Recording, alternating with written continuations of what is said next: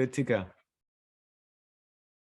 Okay, so here we go. We hit record, we are recording, and we're back together for our spring equinox conversation. We're going to be looking at what is the role of love in healing, and my colleague Alexander Love, who better, is going to take us into that conversation.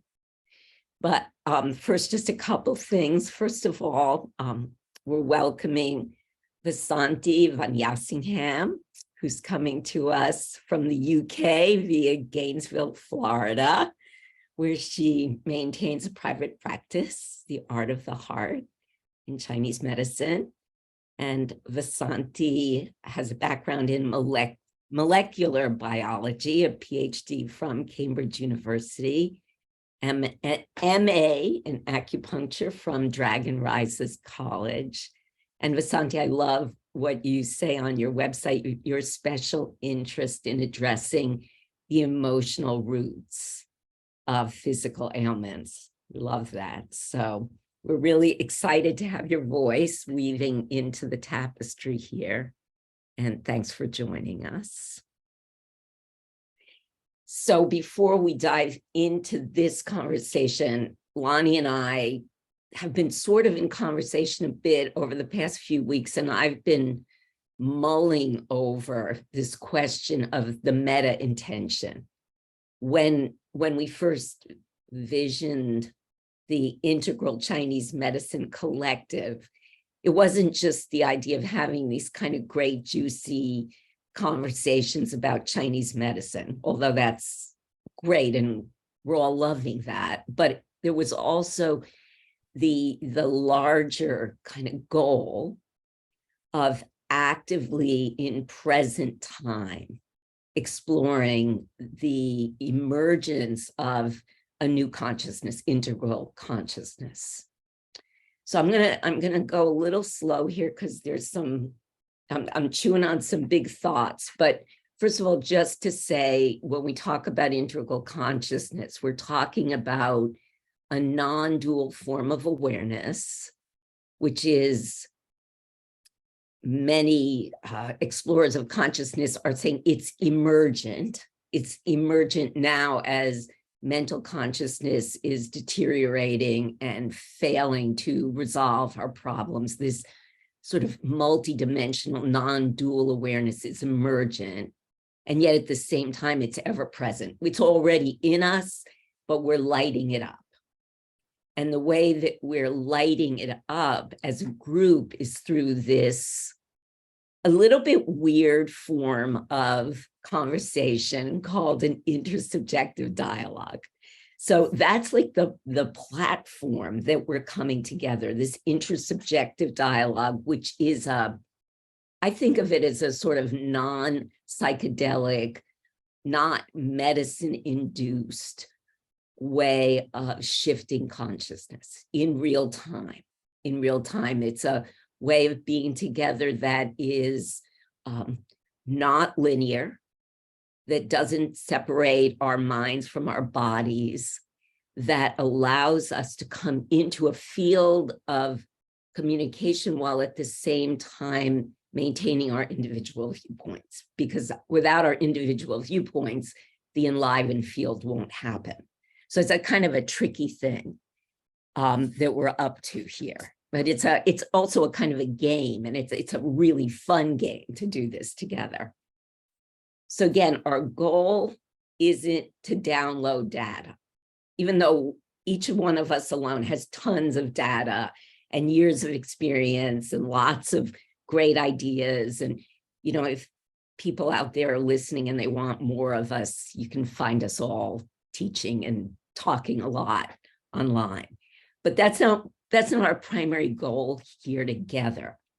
What we're up to here is actually in real time, creating a field that brings together all our years of experience, all our hard-earned heart wisdom, and allows it to weave and meld so that things that we don't already know can actually emerge from our interconnection.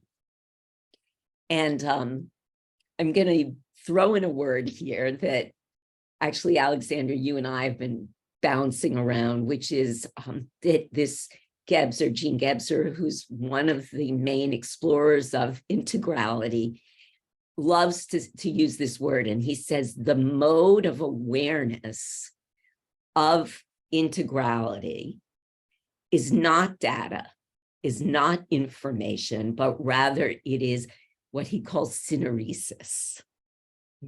That word just brings, so syneresis, he borrows from linguistics, where it means bringing together two vowels to create a new sound, like Asia or Asian, where the I and the A come together and form je.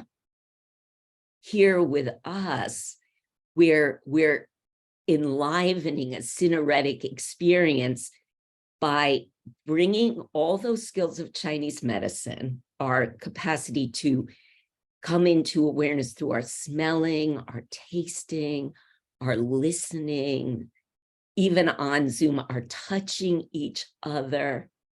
So that is beginning to bring in another way of knowing that we all are training in and learning and growing from, but we're also inducing syneresis through this melding of viewpoints, through this deep, deep intertwining of our experiences.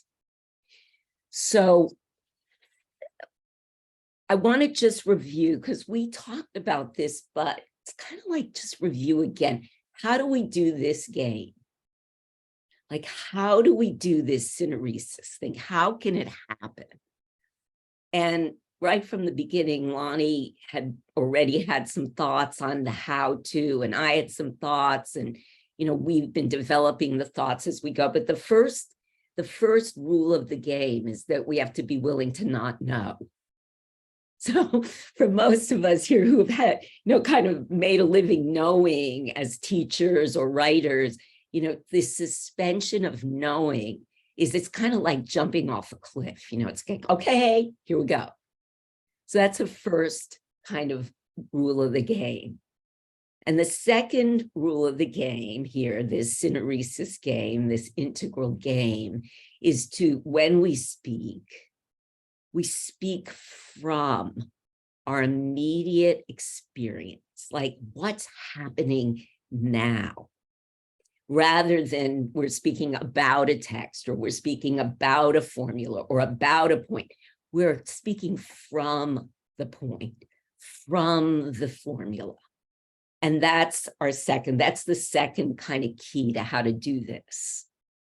And the third is, well, for me, it's this deeply listening. And I think the deep listening that we all learn to do and that we all develop in the treatment room, this is an opportunity to bring that same kind of deep listening to the energy flow in the space of the Zoom space, this intergalactic trans place space that we're in. And we do that by listening not just to each other's really brilliant ideas, because there's, we all have these really brilliant ideas and we're all really smart and we're talking about these ideas. So we're listening to those ideas and thoughts, but we're also listening to each other's hearts. And we're listening to each other's silences. And we're listening to the spaces between our heartbeats. So that's where, the unknown is going to emerge. That's where what we don't know will surprise us here. And it does, and it seems to do it every time.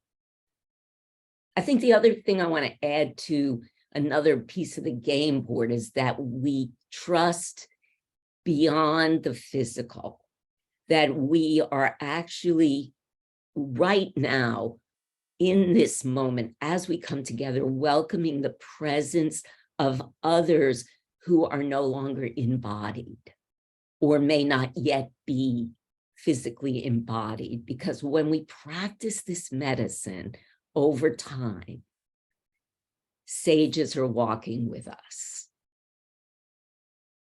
other physicians, others who've been looking at this world of qi, this magical, amazing world of Chinese medicine, are joining us, and they join all of us who stay in this practice over time. So they are also with us. It's not just the 8 of us here.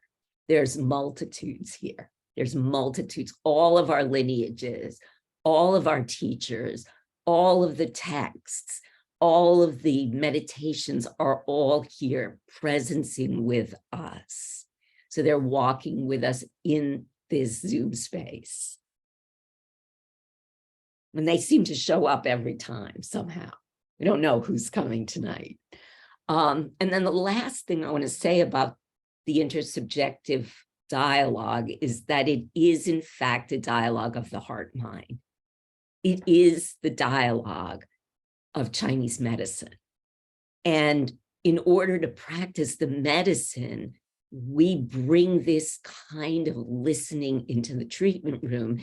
And I think when Lonny sort of brought this idea to me and said, what do you think? I was like, yes, let's take it out of the treatment room. Let's name it. Let's begin to look at how we do it, why we do it, and how can it expand into the whole entire Chinese medicine community as a language, but then beyond that, as a healing practice that moves us beyond the impasses of dualism, that can actually support a shift in humanity itself. You know, and this kind of heart-mind dialogue is something, and this has been very present for me. This syneretic kind of knowing is something that no form of AI is going to be able to do, no matter how good it gets.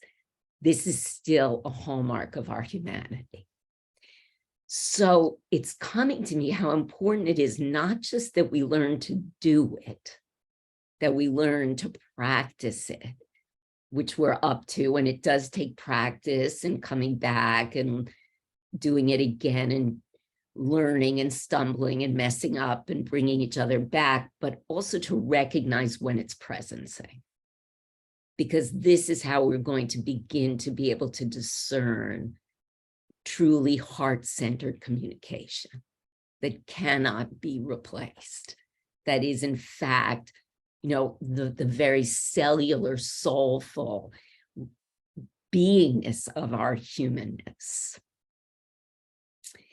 And I want to say that for those people who are out there listening, wherever, whenever you pick this up, I know we've been hearing people listening. What I want to say is, as you listen for when that magic happens with us. Listen to when we stumble and we get prosaic and we're back in the mental, and listen to when that unexpected, impossible emergence happens. And as we are doing, like, trust your bodies, trust your cells, trust the taste of the conversation. And, you know, let us know. Give us feedback. Let us know when it touches you, how it touches you. Because again, what we're up to here is something way beyond just talking about Chinese medicine. We're engaged in actually erupting the consciousness that formed the medicine itself, having that kind of dialogue. And it's so, every month when we get together, I'm so excited. And I appreciate and thank you for Lonny inviting me and making the space, all of you, because it's really been, ever since last month, I was like mulling and trying to put together, and it feels like now we're back in the blossoming of it. So Lonny, Alexander, I'm going to turn it over to you guys for follow-up on that. Well, that's just beautiful, Lorie. I'd just add just a couple of things. I mean, basically, I'd echo all your sentiments and just say that, you know, intersubjective dialogue is really a collective striving to speak and listen as the one consciousness, so that there's a deep recognition that what is speaking is what is listening. And we have, as we go more deeply into this, the individual is always present, but the collective really becomes the voice for a singular consciousness. And when things are really rocking, that's what happens. And the nature of the dialogue is, when we talk tonight about, what is the role of love in medicine, or what is the role of love in healing, the goal really isn't for each of us to say how we think about it in the context of our clinical practice, but to look into it, to deeply implicate, not talk about it, but to speak as it, and speak directly, as Lorie said, from our own experience.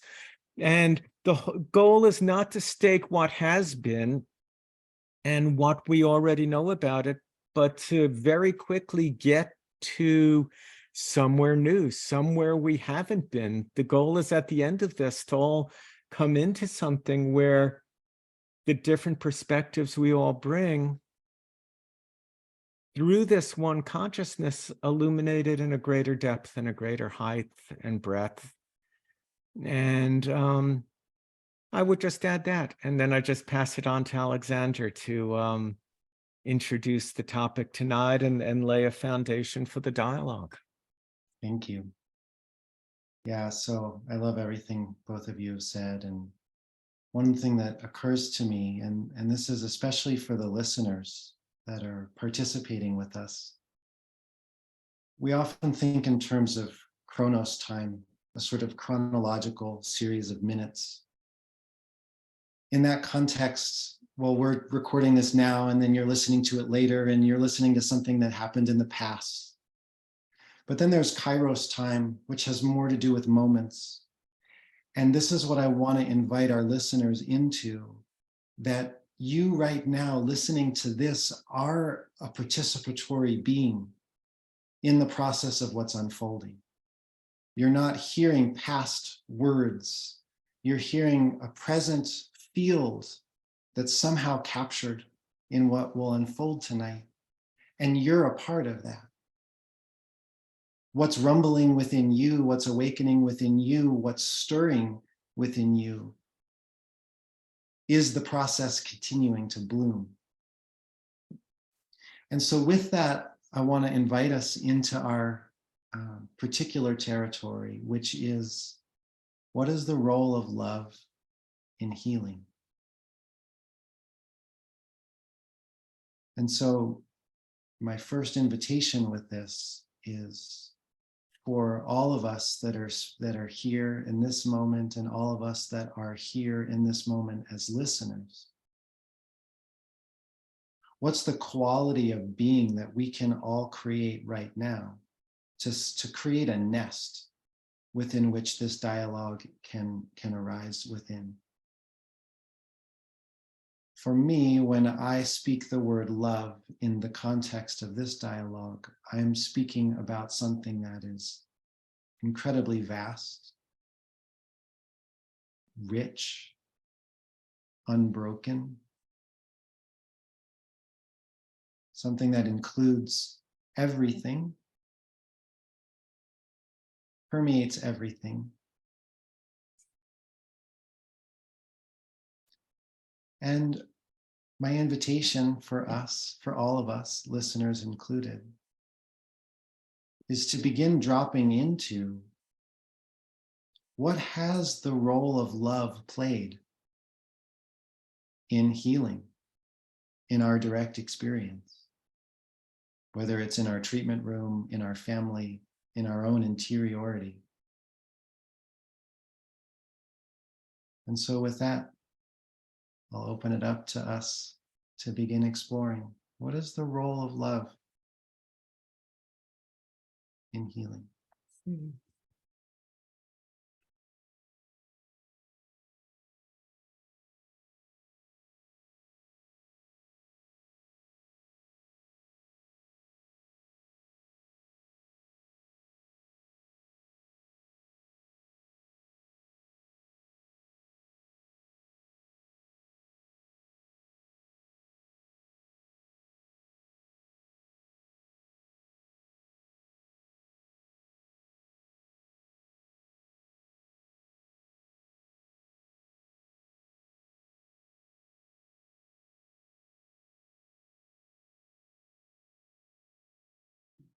there's a divine fire that arises, and it is one which brings a luminosity to the fold of the entirety of our ancestral lineages, that it shines bright into the depths of the waters. And in that way, each point, each cavernous space we enter with another is a moment where that purifying light of the divine fire, that alchemical fire, which is the absolute presence of fully realized unity,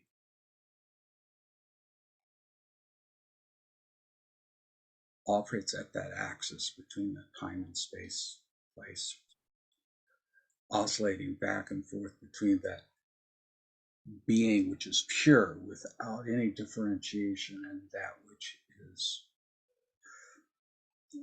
possessive of a refined set of distinctions and awarenesses. That is a blessing, and that blessing goes back all the way to all of the transgressions of the forefathers. And with that full love and compassion and embracement of that material brings it forward. And that's possible both for the practitioner and those for whom they care. That caring, that placement of what is important in the field of the other becomes the sacrifice of that fire. And the resulting purification that results from that fire transforms those conversations into loving acceptance.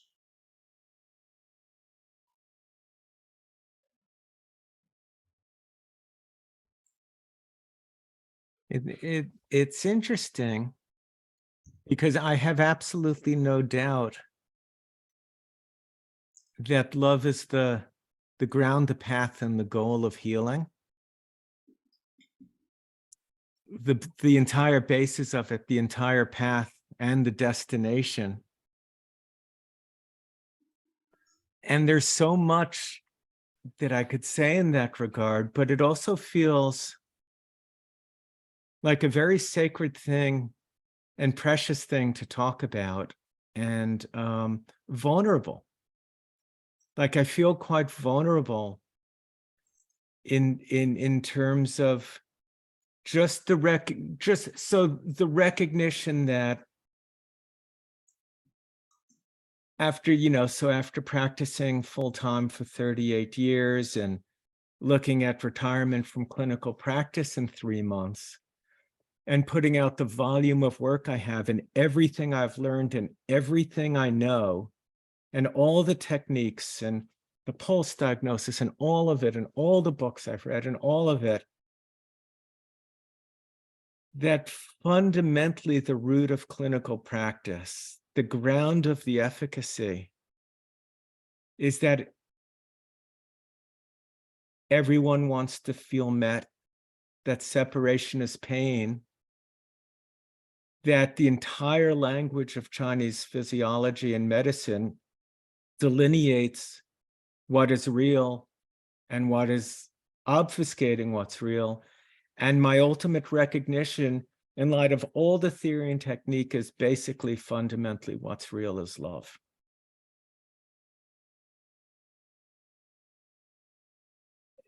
And that, I mean, I'm sort of left with that.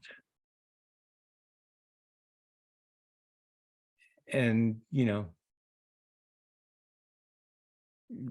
that's what I've come to, and that's what I'm feeling very much. And in looking at retiring in 3 months, that I was planning to retire when I was 60, and I went another 5 years because, frankly, I love what I do and I love my patients. And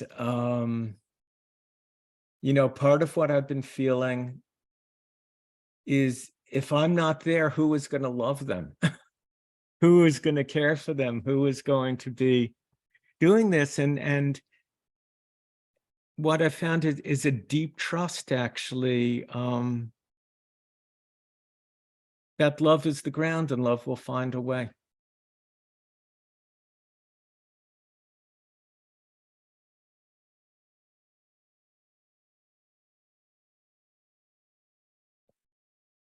Picking up from that topic of reality that you mentioned, Lonny, just now, that resonates deeply with me. And my teachers in China, one of them, he always would say, your parents are false unless there's zhenqing, you putting the word real and love together. Your children are false unless there is zhenqing. Your relationship to your patients, to your students is false unless there is this real feeling there. And he was a real for him, it was important to have this sensation of resonance, that when he was in a room with you, you would speak and you have this connection. You would always talk about the Dao Chang, that field that Lorie and some of you have mentioned as well. It's this field of connection, since love is that which connects all of us. And I think that is the language of Chinese medicine. It's a system science. It is something that doesn't look at the liver and other parts of the body as separate. It doesn't look at us and the environment as separate, as us and the patients and the students as separate, but it is about this connecting, researching, and in a certain way writing down everything in Chinese medicine, whether it's acupuncture or herbs, is all about connection. And similar to Lonny, I read a lot of books, and in the beginning it was all about memorizing knowledge. But in the end, I see that every line written in the Tao Te Ching, written in the Shunqiu Fan Lu, Luxuriant Dew on the Spring and Autumns, or the medical classics, it's really, in the end, it's all about love. It's all about how things are connected to each other, and how once we willing to surrender our separateness, that at that moment that explosion can happen, because we feel we are part of everything else. And this tremendous force that in Taoism, it's not just a feeling, but there is energy and a force that then makes us gain energy as we teach, makes us gain energy as we see patients, makes us gain energy as we engage within our environment, rather than feeling we are being sucked dry because we as a singular entity are giving to some other entity outside of us. But it's this feeling of resonance, and like we underwater and you are pushing waves out and they come back to you. Even it was beautiful what Alexander said at the beginning. It's the listener, even if that's a very important function. Like for me, while I talk a lot in my classes, it is the listening of the students, their attention and their heart openness, and their giving back in the process of listening. That is not only giving me energy, but that is giving me the ideas that come to my head, since I never have a script or so. And so it's a co-creation in a certain way. So I have to, think back and honor my teacher, Wan Xing Yu here, who always talked about, always first and last lecture, zhenqing. If there is no love, it's not real. So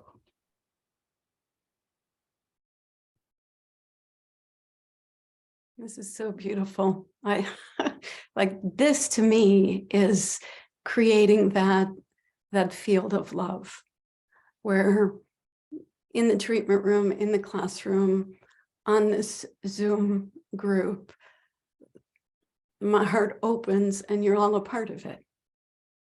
And it is so tender and so vulnerable and so beautiful, just like almost, as Lonny said, almost difficult to speak about. Because in the midst of it, I'm in awe. I don't know what love is, but I'm coming from it and I feel it and I feel its power. And it's in the treatment room. You know, when you've come to the end of your knowledge, you've come to the end of yourself, you don't quite know what to do. And you surrender to that field of love and a power takes over. And that power takes over and you know that you're doing exactly as the celestial intelligence is urging you to do, to make that change in that moment that you can only be in awe of, can only be a part of this divine mystery that in every moment has this sacred quality to it. And so in this group, I feel that magical moment when the love takes over and we're all a part of it. And I hope that those that are listening feel that they're a part of it too. And to emphasize again that, you know, we all have a lot of experience, we all have a lot of knowledge, but if we can humbly surrender that and say, that's not where the healing comes from. The healing never comes from the knowledge that I have, knowing which point to do it. That always comes behind. But what comes in front is that mystery, that sacred mystery that I get to be a part of. And I get to share that with all of you. And when I'm with a patient or with a student or with another human being, whoever it is, it's just that expansion, that warmth that embraces all, where it feels like this is the heart of heaven that I get to participate in. I want to pick up on so many beautiful things arising here. To begin with is the vulnerability that has been mentioned a number of times. And what occurs to me and what I want to invite the listeners into is sensing into that quality of vulnerability that's available here. That is actually the exact opposite of the posture of being an expert, the posture of knowing something. And if, you know, when I allow myself to go there, there isn't any room for any posturing, which then leaves room for any places of fragmentation, any places of crying out, which often our clients are bringing an embodiment of crying out. But it's also happening inside of us when there's that allowance of vulnerability in the presence of this big love. That there's this place where there's room for this place of connection. I can't say the word that Heiner, the phrase that Heiner was saying, but that phrase that he was saying. What is it? Genshin. Genshin. That place of true connection, where that which is crying out is being met by something profoundly, profoundly whole and warm and inclusive. So there's this sense of a continued deepening into deeper and deeper experiences of vulnerability, less posturing, which then bubbles up places of fragmentation that were too afraid to show themselves in the presence of my expertise, that then are able to be met by something that in essence is curative. That's the corrective experience. That's the process of the healing.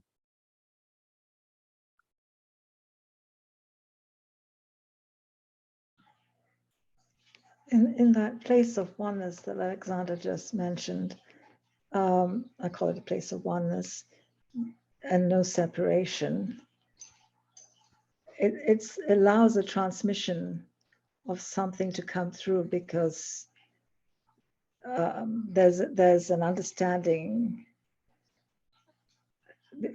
because of the no separation. There is a true understanding in a intuitive way of what needs to be said or done. And it just flows through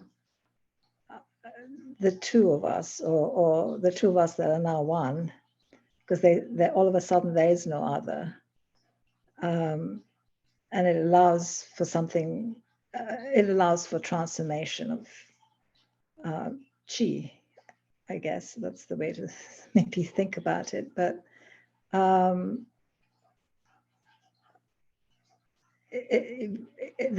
it's a creation of a field of love that allows that. And thought, dualistic thought, I guess, isn't really there in that flow, in that oneness.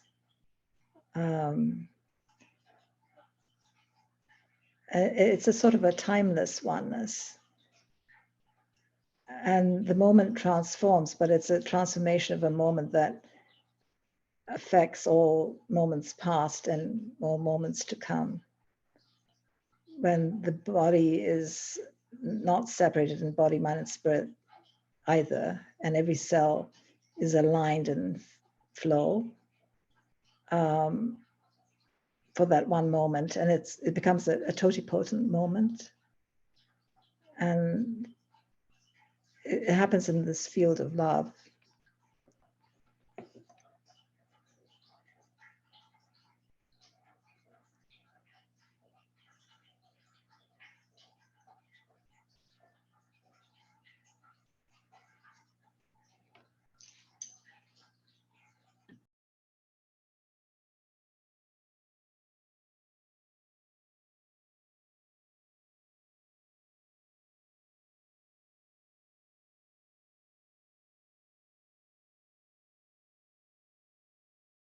You know, I experience love in the context of clinical practice as a lack of cynicism about the person's potential to gain a significant measure of victory in the face of their condition, and also as a fundamental recognition that even though the dates, the places, and the times might be different, that we're all having the same one fundamental human experience, that I'm having this essentially the same human experience as my patient. So when their resistance or is present, or they're confused, or they're cynical or discouraged, I understand all of those arisings in my own experience, but I'm also doubtless about who and what they are as love, as a vehicle for love, akin to, not really separate in any way from the notion that we all have Buddha nature fully formed within us, and that I find increasingly able to listen from love, to that light that is shining through the person, that is so evident to me, even if in a moment it's not evident to them. So to listen from that to that in them, to keep that uncynical awareness, and to treat within the context of no inherent limitation, creates an openness that even in the face of the patient's own doubt or their own pain or their own separation, I have seen them so often been moved from the place I'm listening from, or from the place I'm responding from. And that just reinforces to me the essential nature of love as really as we've all been saying, as the basis of the medicine. And it's also creates in me a really deep felt sense of responsibility to my patients, that the medicine I'm practicing is not something that's just occurring in a treatment room, but actually that all of life becomes an attention to that. So there's a continuous flow of it through all interactions and through every opportunity, whether I'm doing photography or playing music or talking to this or out there doing this or doing that. It's all coming from that same intention to recognize that, to basically have to admit that I've recognized myself as love, and I've recognized the context for creation as love, and that will highlight all the ways I'm not doing that all the time in a stark relief, to give me some degree of objectivity, because if there's less than that, I do feel pain. And the pain is always telling me there's separation, and where's the separation? And that separation is always what I'm looking for in the patient. Where is their separation? And I've come to understand that everything I do is to make connection. And that connection really can be experienced as the flow of love.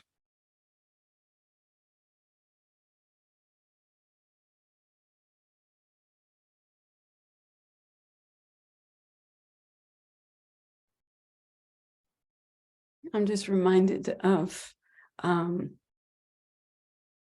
my teacher, Jeffrey Yuen. One of the things that really struck me in the way to interact with patients is that the highest level of healing is the vibration that says, I love myself too much to allow disease to enter.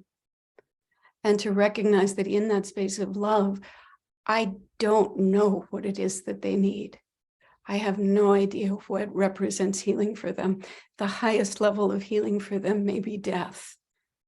And to be able to honor that and to not interfere at all with the Tao's expression through them, which even in the face of something that might look tragic, it might look like you will not have a child, or you will not make it through this malady, or whatever it is, that still can represent the highest level of healing if it calls them back to themselves, calls them back to their source, calls them back to the oneness that they are, that's all that matters. And oftentimes when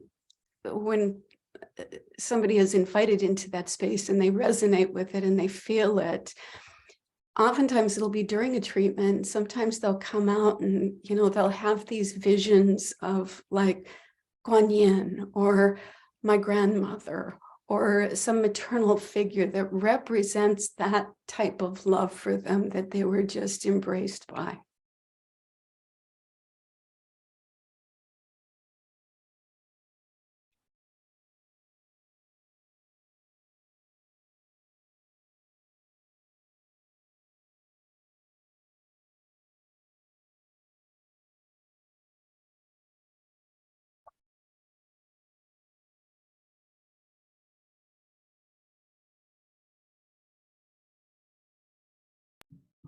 That's beautiful, Randine.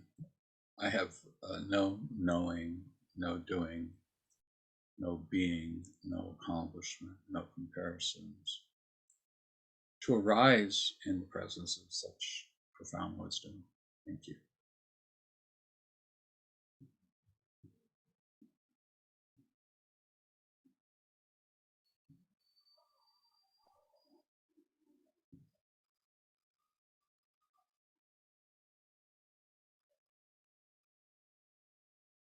And you gotta unmute yourself. So yeah.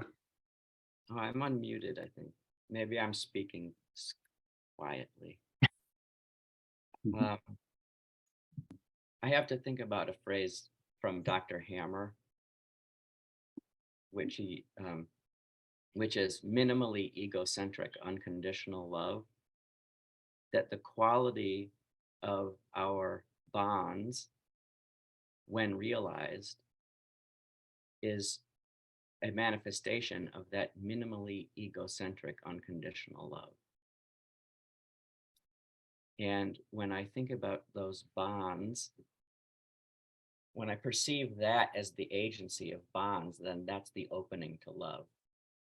That state of the minimally egocentric, which is to surrender, ultimately is a surrender of oneself. We're talking about a suspension in fluid, in a kind of medium with no limit, and to realize, to take awareness and allow awareness to instantiate itself within that fluid, within that fluidity. And there can be no half measures to that. There can be no reservations. There can be no withholdings. There has to be the surrender constantly. And if we can feel that happening in our body, it is the very pulse of our heart. It's the very pulse of our circulation, which is creating that same resonance with the very state of it. And it's just a question of bringing our awareness again, back again and again and again to that fluidity.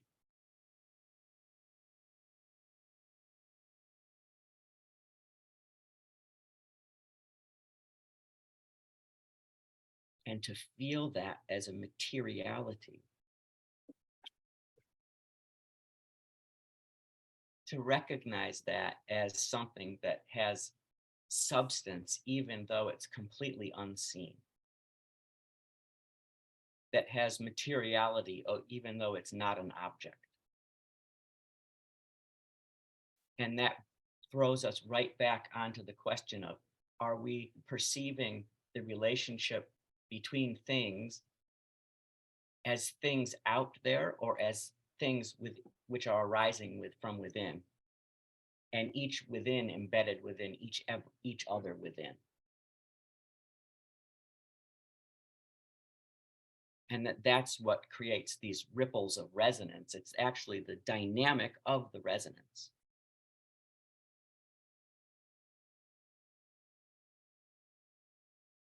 And yet we can bring that down to the simplest acts. The simplest way of describing that as a bond established through minimally egocentric regard. And in every moment, a question of are we touching that fluidity? Is that fluidity coursing through us, and can we feel it as it courses through us?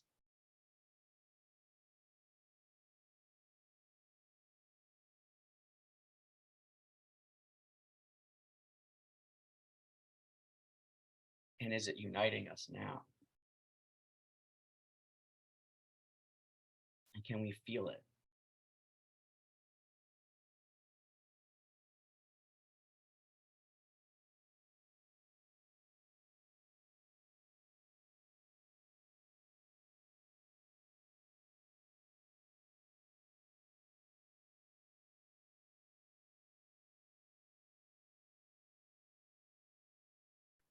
That was beautiful, Brandt. Thank you. Something that got triggered from me with that, you mentioning the word surrender, and Lonny used the word responsibility. When I think about that, growing up in Germany, a lot of it was this gray northern post-Second World War depression energy that, particularly in the preceding generation, there was very much present. I always wanted to run away from that, and I always loved the Mediterranean, the food, the dance, the laughing, the coffee culture, the kind of just that was for me originally, that was sort of the epitome of love and excitement.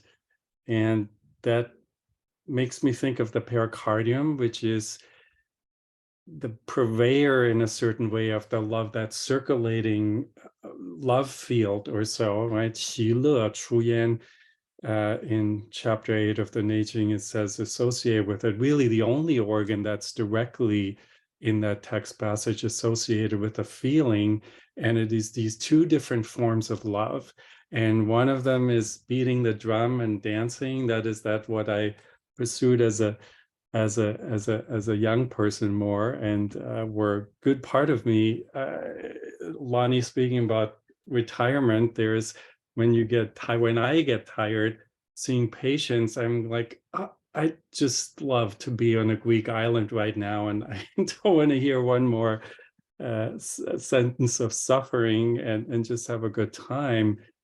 But there is also that second piece, the le, the joy that comes literally from the temple bells, and that is sort of the voice of the classics, but also of the embodied people. Lorie said at the very beginning, we hear with all of the sages of our medicine, and those are very often not famous people, but they are, so I want to add to that word responsibility and surrender, the word service, where Brandt, you mentioned Leon Hammer is an excellent example, this kind of willing to, but almost 100 years old, it's not about you, but it's about you wanting to do something for the world, even though you are well past your energetic reserves or so.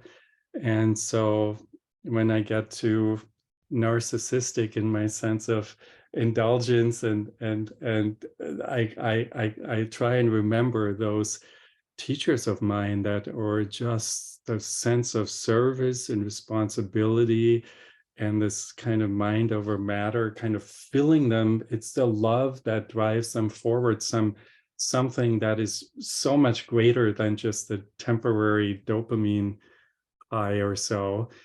And I think that's what's meant with that le. It's this kind of, once again, that then can connect us with everything. But I've don't know how often I've sat somewhere in some not just distant place in Tibet or so, at the, you're sitting with some lama who nobody knows, but even here in everyday life, you sitting with people who are doing service for other people constantly, and that's so inspiring, because it's in the end, the Neijing says we shouldn't wear the Tao like a badge, but it is a road that we need to walk on every day. So yeah,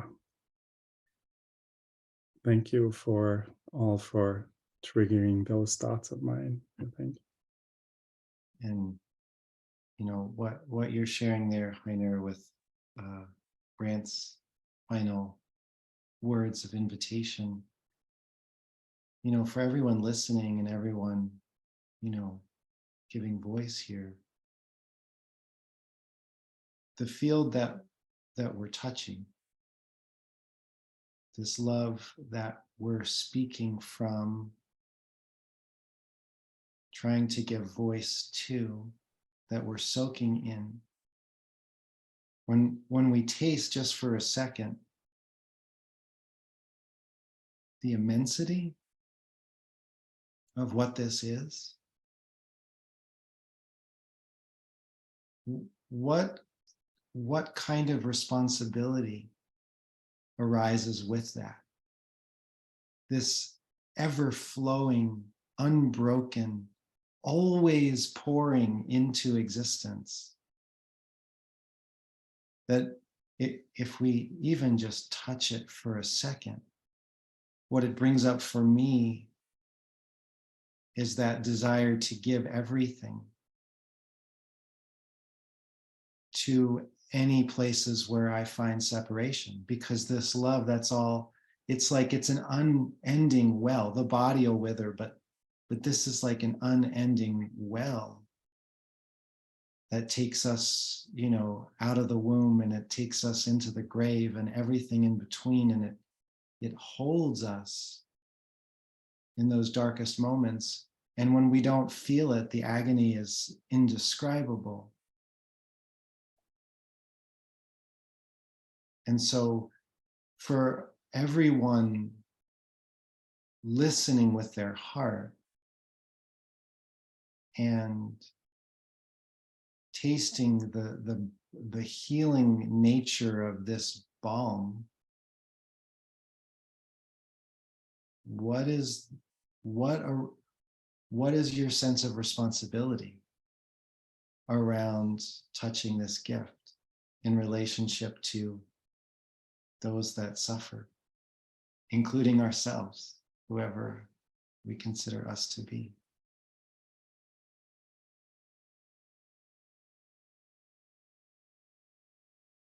Thanks, Alexander. I think in response to that prompting, sometimes the fierceness of love that demands some real difficult changes be made in an individual's life.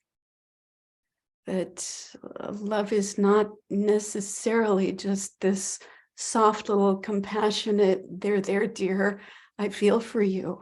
But sometimes it's like, what are you willing to do to make this life meet you where you know it's calling you to be? Well, what are you willing to surrender? What are you willing to give up? And that's a tremendous responsibility that as practitioners of this tradition, we have to have done the same ourselves to be able to walk somebody through that. That what does that look like to take that responsibility for the healing that's called for, to reach that place where there is no separation? And I also love that you honored the pain when we lose it, once we've had it. What a loss that is. There's nothing greater, but there's also nothing greater than having touched it.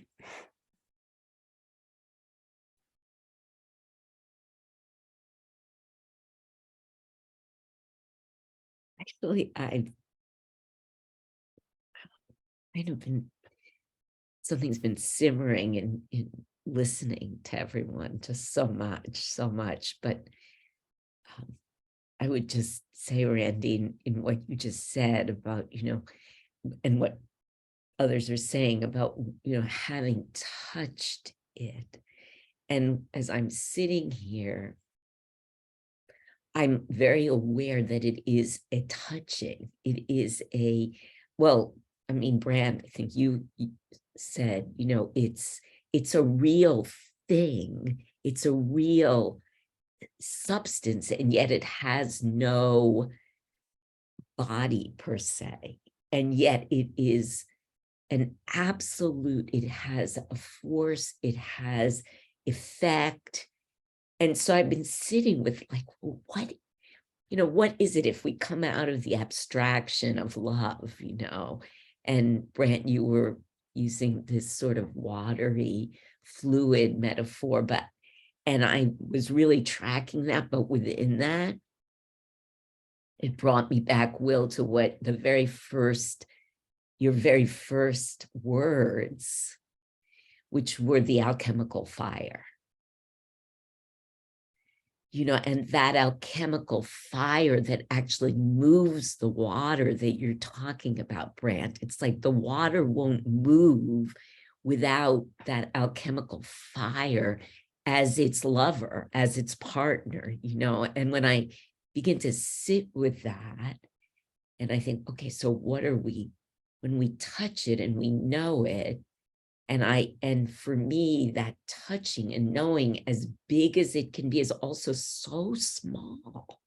It's like that very moment of insertion of the point that you are, that you're in love with this point. I'm in love with the point. I'm in love with its language, its character, its elemental, quality. I'm in love with that. And then you drop this needle into this tiny, tiny aperture into the infinite, right?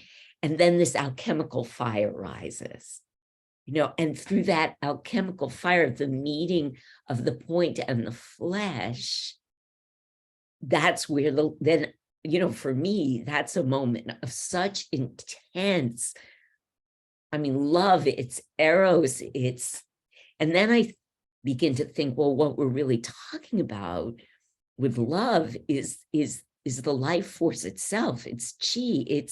It's that movement that is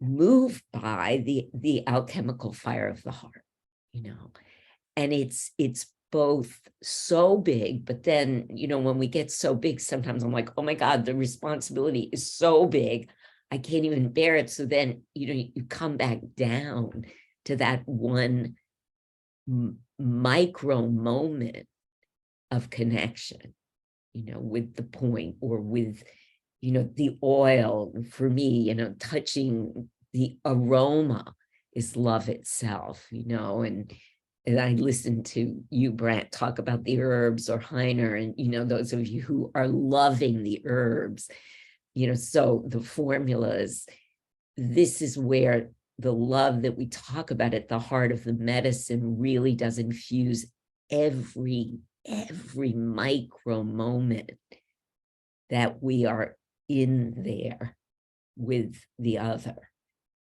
including, of course, the incredible, what you were mentioning, Lonny, about how much we love, to think about not touching people in this way is like, I can't bear it, honestly. I honestly can't bear it. So you just keep doing it until you're like Leon, right? You just keep doing it. But I think the great thing about the medicine is that we're supposed to, the older and the longer we do it, the more refined and the more delicious and the more wondrous it becomes, because of that love that's at its core, I think. Yeah.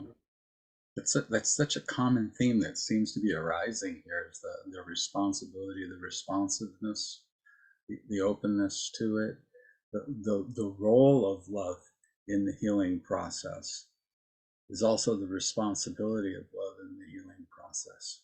And so in any community, right, it's the combination of that love and the responsibility, or the role and the responsibility in the accessing of people's place in that community of healing, which goes both ways, and this infinite capacity to love is arising continuously through the whole process. And I just love what Brandt said about the minimally ego present. Somebody's got to be there present. There has to be some presencing. And so that was great to have that clear love and devotion towards Dr. Hammer, Leon, and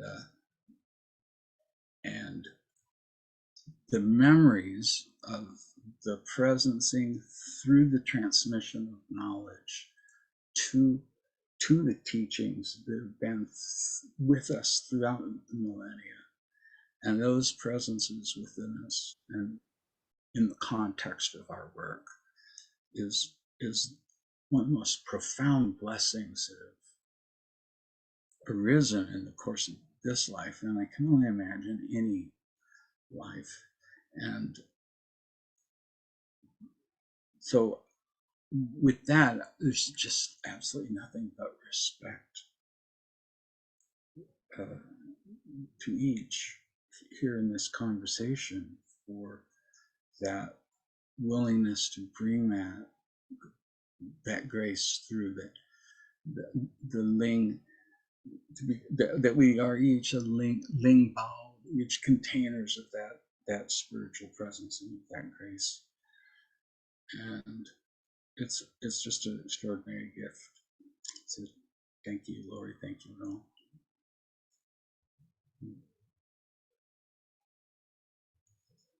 I just have to say that my fluid metaphors are just stand-ins for fire. They're imbued with fire, and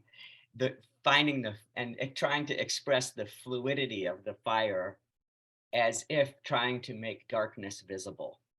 And that's the key to it, is that it burns. It's burning down what's not needed. It's burning down what has served its time. It's burning down what would stand in its own way. Yet it's flowing in its doing, and it's expressing Shi and Le. It's expressing the quickness, and it's expressing the depth. And it's capable of illuminating the shadows, but not shirking them. And that's the meaning of, when we reach this point where we're in the mystery of imperial fire as heart and kidney and housing both of those. But there's a moment when that imperial fire as the expression of the whole moves into action, and moves into action as ministerial fire, as that's moving and constantly present at the root of every process, instantiating itself into action. And then when we think about that ministerial fire, we think about the Shaoyong, and we think about gallbladder, and we think about triple burner. And when we think about triple burner, we're thinking this original chi circulating, and that is itself ministerial fire as well. And we think about that as having function but no form. And the only other organ that's attributed with function but no form is the pericardium. That other expression, that quaternity of fire, the quaternity of fire of the heart and the small intestine and the pericardium and the triple burner. And all of those things can be true simultaneously, just like the water can be fire. I just want to say, Brandt, that I just love that you came back around to that, because in a sense, you've just named the primary konontia, the primary love of the medicine, which is between that water and fire, between the heart and the kidneys. It's the central core, and it is the alchemical actual moment that begins the transformation, that begins the whole dance, begins the whole love affair. So thank you. Love is really that context. I would say through resonance, but resonance infers more than one. You have to have at least two things to have resonance. And I just say, in the recognition of oneness, one is really the context in which the heart-kidney axis is restored and thrives. And it's just, people suffer by varying degrees, but everybody's suffering is as real to them. And one of the hardest things as a parent is to watch your children suffer when they needlessly. Well, when you know that they're going through something and the answer is right there in their hands, and you have the life experience and the confidence that in the stage they're in or the state they're in, that this will be a fire that forges them, and that they will be on the other side of it, responding the right way to it. And it's really something, it's one of the hardest things, is to see people suffer unnecessarily when you know that they have the keys to the kingdom in their own hand. And I think it's really love that has given me the strength in clinic to be able to hold that.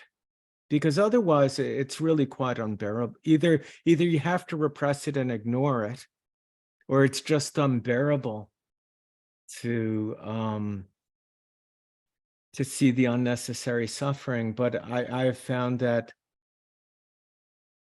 really love is the context for bearing that.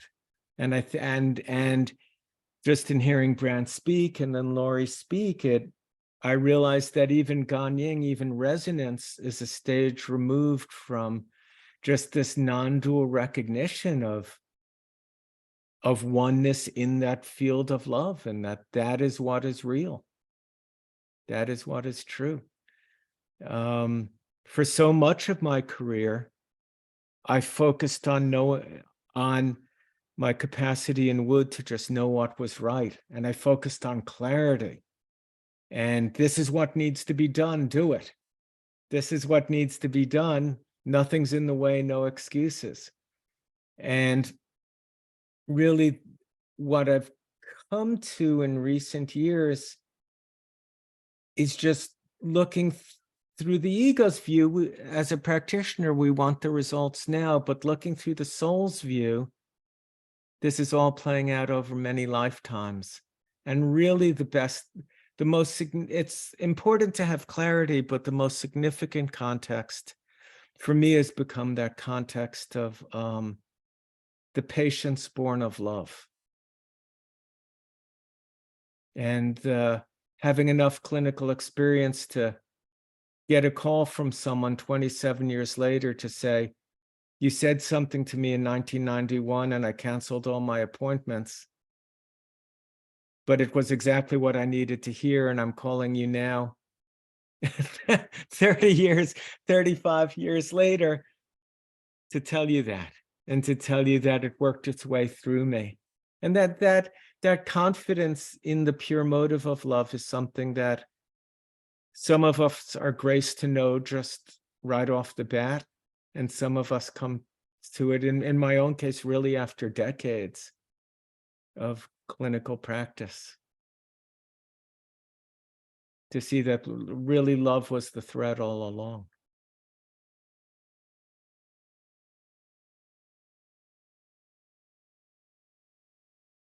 Reminds me of Lorie used the word, I think, ever present. And this love that we're speaking into, feeling into, whether our clients, our family, whoever it is that's in a place of quandary, in a place of suffering, whether they have access to that love or not, it's ever present. And when I think about this notion of where am I speaking from, but also what am I listening to in the client? I may be hearing them speak from a place of fragmentation, from an agonist roar of their moment's predicament. But if I'm listening to that, but through that into this ever-present love that's in them, it's that thing Lonny's talking about. The answer is right there. It's, what do they say? Like it's closer than your own breath. But there's something about that recognition of the non-duality, that love that is flowing through the practitioner's conscious awareness is also flowing through the client. And somehow that recognition, which is a transmission of the heart. It's an unspoken connection of the heart. It's not, hey, over there, like you've got love, you'll be fine. We all know, I mean, I think in my early years of my practice, I told that to a client. They literally got up and like marched out of my clinic and like did laps around the building area and then came back. And they were just like, well, you're either like telling me the truth or you're totally repressing everything. it's a transmission of the heart, where we're touching something that's unbroken. And in that, there's a recognition that we are so deeply, fundamentally good. Even the people that do the worst things, underneath that, there's something deeply good. Doesn't mean we should allow the worst things to happen. But how does that change our relationship to each other? Where these days it seems like we can hardly have a conversation with somebody we disagree with. What is the impact of that profound, unbreakable goodness at the heart of everybody? How does that change the way that we are together?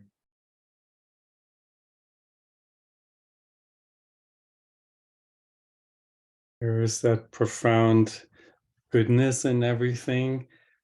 Yet, as a practitioner, I sometimes struggle with right, you mentioned earlier, the grandeur of the love and how it is everywhere and the responsibility that comes with that.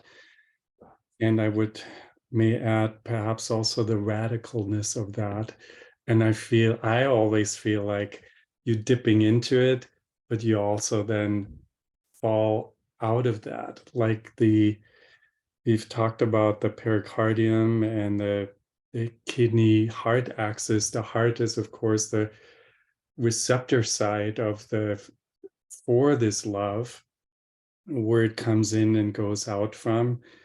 And in the symbolic background of the medicine, where the function of our heart is linked to the function of the universe itself, at the 5th month of the year, at the summer solstice, where the heart is sitting, of everything that is happening in nature, what the ancient describers of picking of everything that goes on in nature, those plant symbols and animal symbols, you've got the cicadas begin to sing, the praying mantises are being born, the bullshrikes start to vocalize, and the mockingbirds cease to sing. So you have a series, essentially, of nature, of sacrifices in nature. Now that nature has been blooming to the fullest, the cicadas are getting eaten by the praying mantises. The praying mantises are getting eaten by the mockingbirds and the shrikes. So it is this description of how once the glory of nature has been created in all of its glory, everything in there is sacrificing itself for something else, completely, radically so. And I love to talk about love. I love to teach my patients, my student about that. But when I sit with these kind of messages in the classics and see people who've been in service their entire life, I personally always feel inadequate or so, because I feel like I'm in there and then I fall out of it. And then I just want to drink my coffee and be happy by myself, which is okay. I'm merciful with myself, but I'm always amazed when I look at the classics with how, not just how intense this tying everything back to the love field is, but how radical it is. And yeah.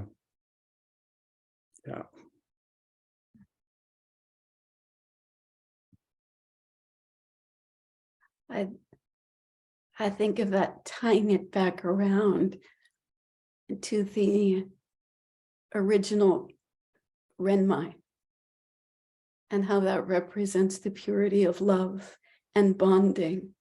And that in the development of the Renmai, the infant knows no separation. And that is the water. It's bringing it right back around to that original fluidity that contains that that love, and that love is the responsibility for this life. Just as it is.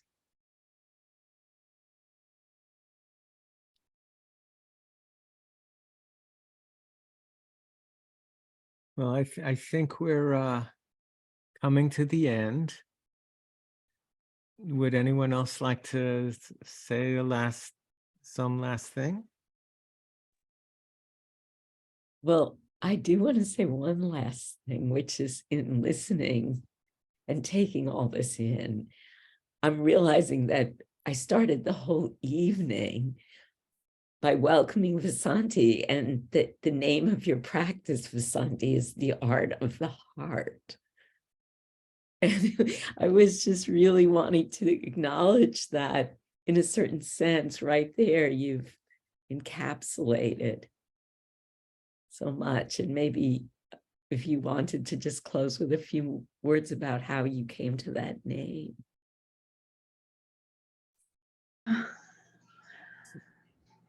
I don't think it was a very conscious act, because my practice wasn't always called that.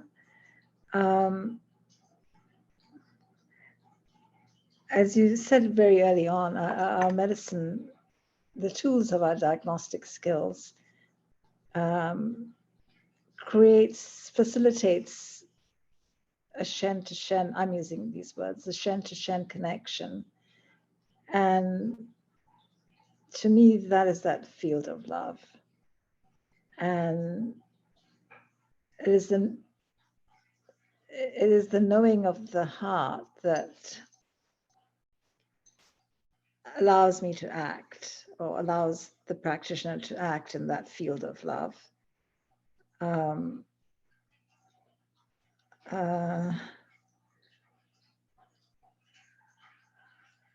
I think also the art of the heart removes me from the equation. The heart is what most people associate with love, and Shen resides in the heart, and it just evolved from me learning to trust my own heart. And did I just mute myself? Sorry. Did I mute myself? Okay, sorry. No. I had to learn to trust my own heart and the action that arose out of it. And this medicine facilitated it for me. I didn't know it was going to be like that. I associate a lot of it with the pulse system I learned from Leon Hammer, because it gave me a verifiable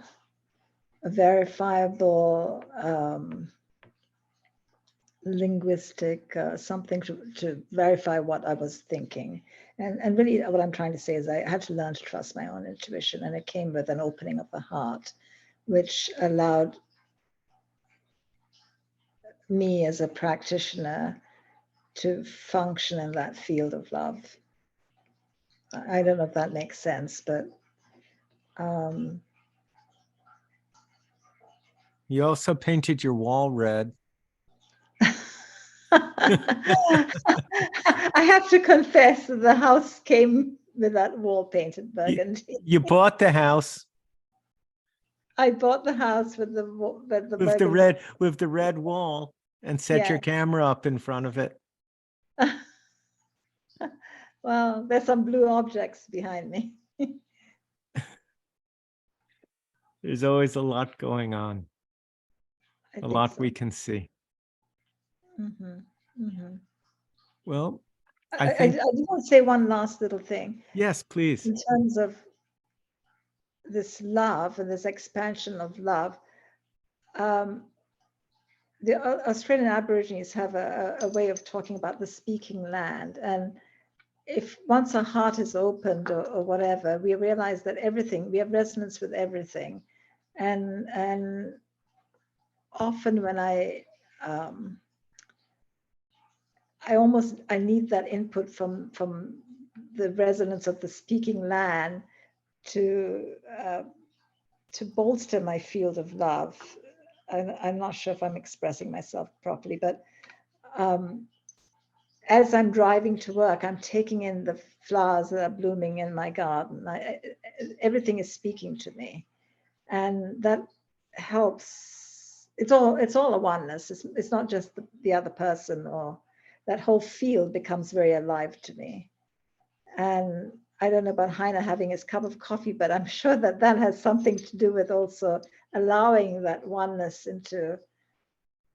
It sounds like maybe you're withdrawing, but actually you're overflowing in that withdrawal somehow. That's nourishing yourself to allow that other connection. Or as my grandfather used to say, one needs input for output.